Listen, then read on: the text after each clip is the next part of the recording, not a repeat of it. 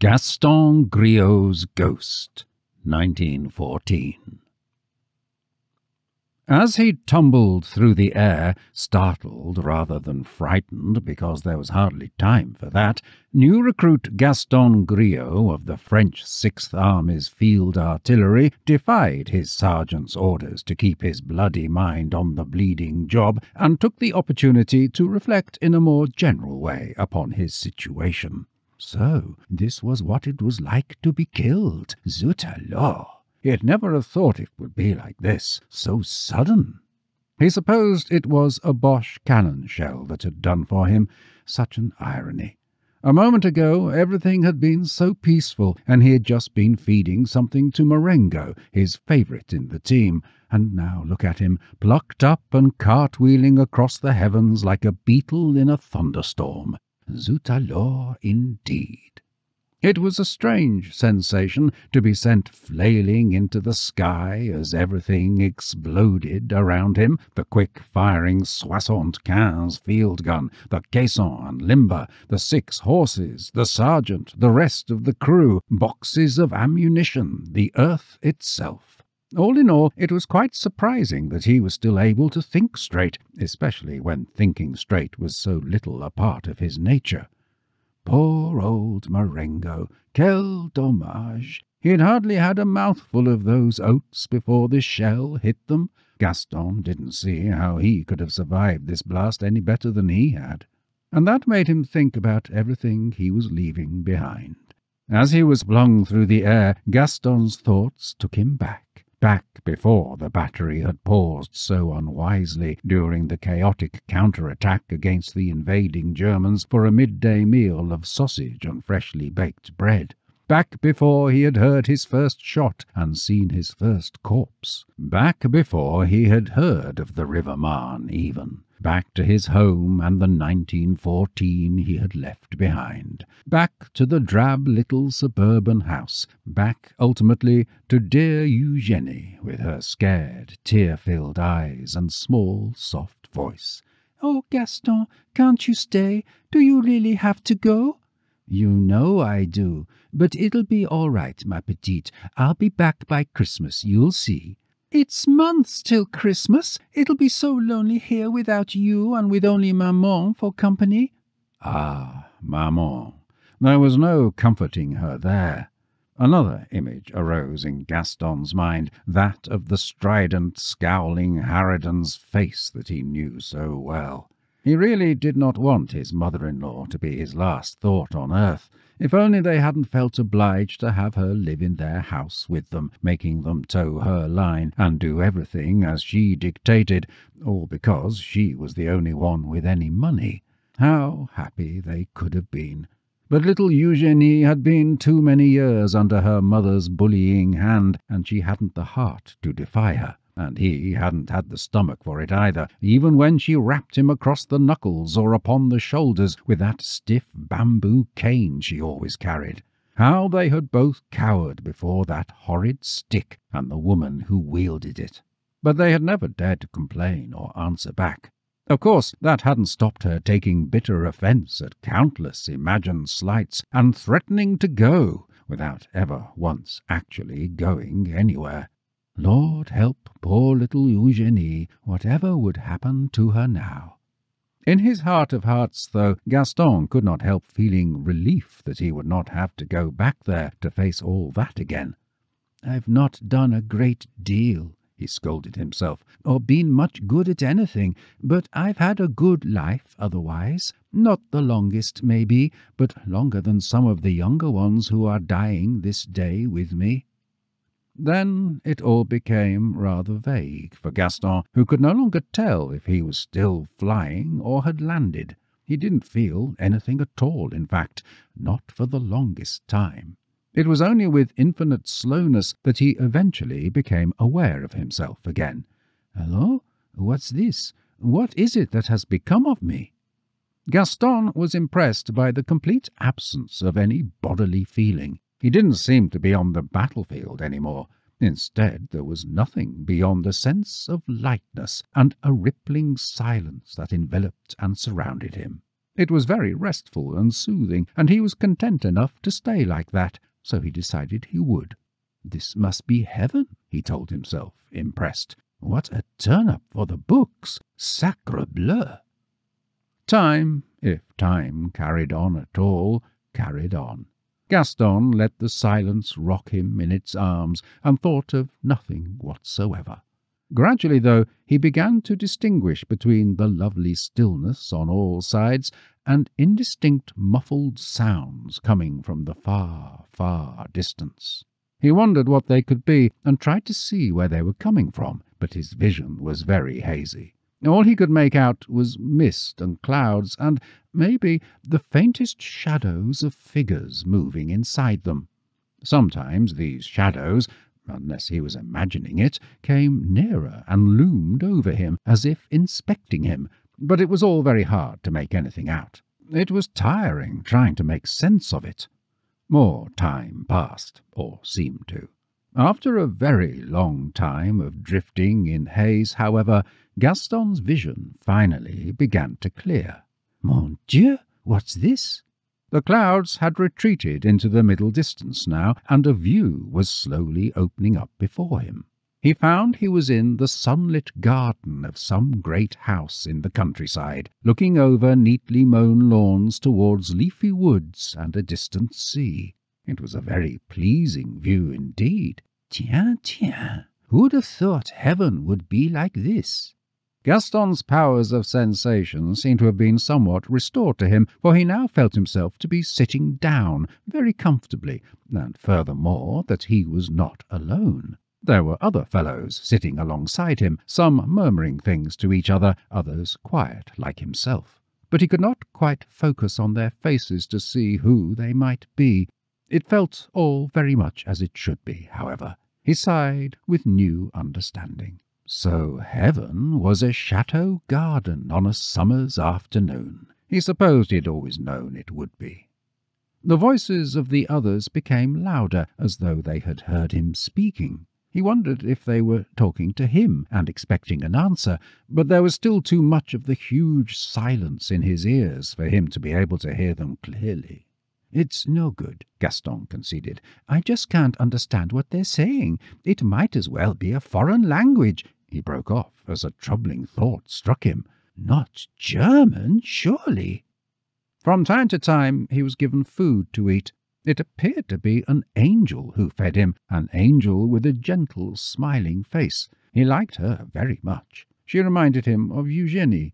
Admittedly, as his vision grew accustomed to the mists and improved, she looked somewhat less like Eugenie, but she was still very kind and sweet.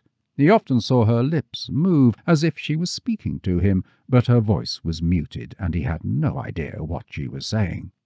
Gaston would have liked to get up out of his chair and explore a little, but his body, whatever spiritual remnant of it he still had, did not seem to have the strength to rise. Perhaps it was something you had to build up to here in the afterlife. As to the existence he had left behind, it was not too difficult to prevent himself thinking about what might be happening in the world, the war, the fate of his friends and his horses, and he was mightily glad he would not have to go back to the front, or to the cramped little house where Maman ruled with her wretched cane. But it was not so easy to ignore thoughts of his poor little wife, stuck on earth with her harpy of a mother. Gaston wondered if the other men there, the souls of other dead soldiers, judging by the fact some still wore their uniforms, occasionally felt similar misgivings. But what is there to be done about it when you're dead? Someone close at hand laughed, as though in response. Had he spoken aloud?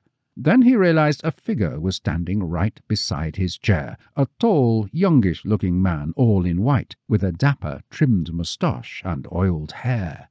"How are we feeling, mon brave?" the figure asked. "A bit confused, I dare say. Well, you've been through a traumatic experience, you know, and it always takes time to get over it. It's the same for everyone." Gaston blinked as he looked up at the young man, having to shade his eyes because the man was standing with the sun behind him. "Are you God?" "You found your voice, then. Excellent. Well, I think you're through the worst of it. Try standing up for me."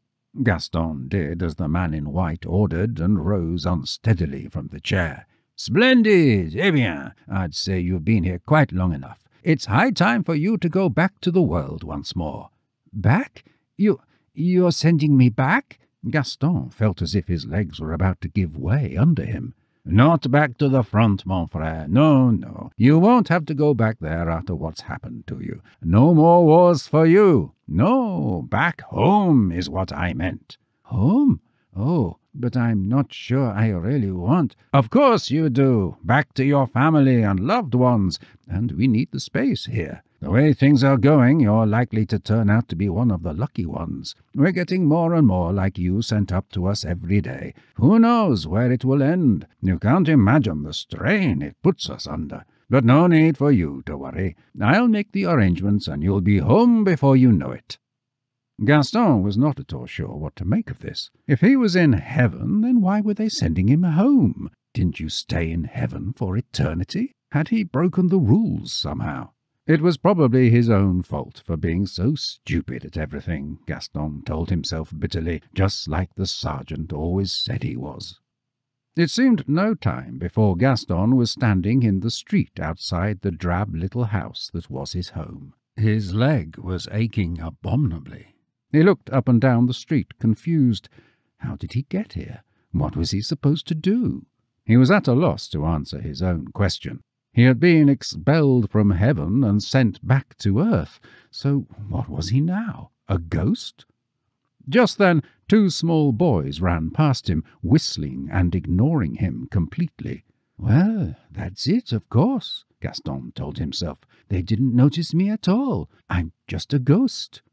Unable to think of any alternative, Gaston hobbled across the road and up to the front door. His legs were throbbing, and he felt he could do with a sit-down somewhere. He wondered if he should knock so they would know he was there, but then shook his head in exasperation at himself. "Listen to yourself, Gaston. How can you be so stupid? Ghosts don't knock, do they?" The door swung open as he pushed it, and after a moment's hesitation, he stepped inside. A small black dog came barreling down the stairs to greet him, tail wagging furiously.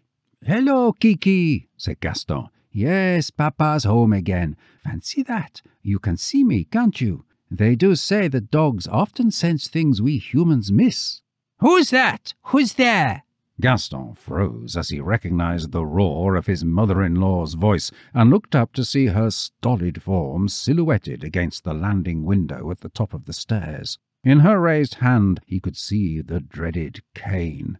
"Oh, Lord, she probably heard the dog rushing about and thinks there's a burglar in the house. What a good thing I'm a ghost and she can't see me." "Who's there, I say? Answer!" As Gaston's mother-in-law began to descend the stairs, the dog whimpered and slunk behind Gaston's feet, her ears flattened against her head. Gaston bent down to give the creature a reassuring stroke. When he looked up again, the woman was directly in front of him, staring intently at him, almost as though she could see him standing there. "So, they sent you back, eh?" Gaston instinctively shrank before her, expecting a blow from the cane. You can see me?" "Of course I can see you, you idiot! You're standing in the middle of my hallway, aren't you? You must be the stupidest man in Europe. I'm not surprised they couldn't do anything with you.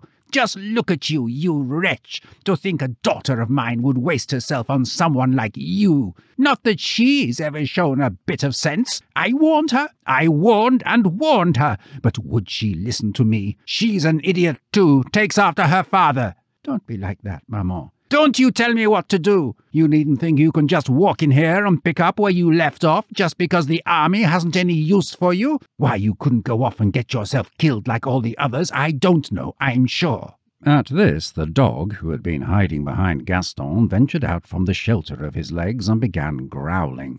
The woman's face twisted, and she lashed out at the creature with her cane, which landed on the dog's back with a resounding thwack. The animal howled and retreated once more behind Gaston.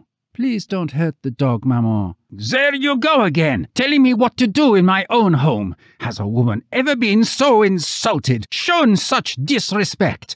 Well, if that's the way you're going to behave, thinking more about a dog than you do your own family, well, I'm off, just you see. I'm not hanging around here to be insulted by a lout like you. You'll see. You'll never have to put up with me ever again."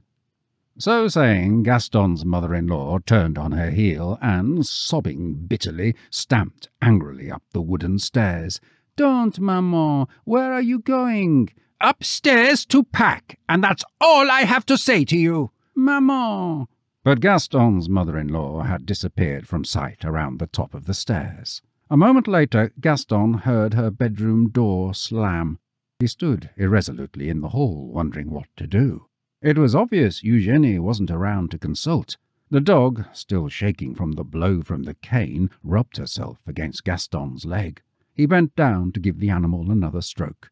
"There, it'll soon feel better. It looks like we're back to the old life, just like things used to be. I didn't think she'd be able to see me. Perhaps I'm less of a ghost than I thought." Despite himself, Gaston experienced a keen sense of disappointment. Heaven, or what he had thought was heaven, hadn't been so bad. But if he really wasn't a ghost, heaven must have been just a hospital or nursing home or something. Death was back as a thing to be dreaded once more, and the afterlife would remain a troubling mystery quite beyond his limited understanding, maybe for decades yet. He let out a profound sigh and gave the dog another pat. "I don't know if I'm coming or going, if I'm dead or alive. It's beyond me. You'd think a war would change things, if anything would. Should we go up and pacify Maman, do you think? I suppose we should." But before Gaston could take a step, the front door opened behind him, and there was Eugenie, sweet, kind little Eugenie, with her scared, tear-filled eyes and small, soft voice. "Oh, Gaston, Gaston, is it really you? Is it really you?" Before Gaston could answer, she had flung herself into his arms and was hugging him as tight as he'd ever been hugged in his life before, sobbing and laughing all at the same time. Gaston felt as though his heart was in his throat as he held her tightly to him. "I'm alive. I must be. You can't feel love like this and be dead." And he was glad. Eventually, Eugenie recovered enough to tell him what had happened. "I got a telegram saying you'd been badly wounded, then another saying they had sent you to a convalescent home on the coast, but Mother wouldn't give me the money to pay for the fare to get to you. I wrote you letters, but you never replied." Gaston hugged her even tighter, then took a deep breath. Everything felt so much better now. "Come along. We should have a small glass of pinard to celebrate. I'm suddenly very hungry. Get yourself in that kitchen while I wash and brush up." Gaston waited as Eugenie, scolding herself for not thinking of getting them a glass of wine before he did, pattered off to the kitchen. Then he shook his head in wonder. He felt so generous to the world right now, he was even prepared to go upstairs and forgive Maman for being such a Tartar, so they could all be friends again. Ignoring the ache in his legs, he limped up the wooden stairs and along the landing to knock on the door of Maman's room. "Maman? Maman, can you hear me? Oh, don't be like that. I'm sorry if I upset you. Maman?" No answer came, so, hesitantly, knocking again, Gaston opened the door and peered cautiously inside. The curtains were closed, and the room within was dim, but he could tell at once that there was no one there. No Maman, no half-packed suitcase, just the made-up bed and a smell of dust and mothballs. He stepped into the room, brow furrowed, and spotted the cane, propped up in the corner within easy reach of the bed, as it always was. Gaston grasped it and tapped it distractedly against the furniture as he made his way out again. The other rooms, when he checked them one by one, were empty too. Puzzled, Gaston limped back downstairs and into the kitchen. "Where's Maman? I couldn't find her upstairs." Eugenie, who was about to pour wine into their glasses, went very still. Then she turned to face him, the bottle in one hand and a glass in the other. "But of course you don't know." "Know what?" Eugenie put the glass down and sank onto a kitchen chair, clutching the bottle in both hands.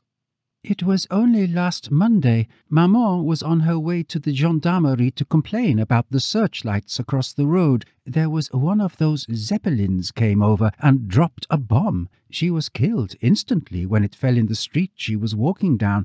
All they could give me was that old stick of hers. They thought we'd like it." Gaston looked down at the cane in his hand for a long moment. Then he sighed and placed a loving hand on his wife's shoulder. "I'm very sorry to hear that, my petite. Really I am. We buried her the day before yesterday." "Yesterday?" Gaston's eyes strayed upstairs for a moment, and he held his breath. So the old goat was gone. Tiens, tiens. "Let's have that glass of wine, shall we?" While Eugenie poured the wine into 2 glasses, Gaston opened the back door so the dog could have a run around the tiny yard. Then, while his young wife was busy with getting out some bread and sausage for him, he quietly snapped his mother-in-law's cane in 2 and tossed both pieces outside. "Something for you to chew on, Kiki. Enjoy yourself." He watched for a few seconds, smiling grimly as the dog savaged the bits of bamboo with evident delight, then closed the door and took a seat by the range where he could watch his wife setting out food for them both. And he began to realize for the first time how different their lives would be from now on. "Eh bien, did you know that for a while I thought I was dead, truly dead? I thought the home I woke up in must be heaven, but I was wrong. It wasn't heaven at all. Heaven, ma petite, is right here."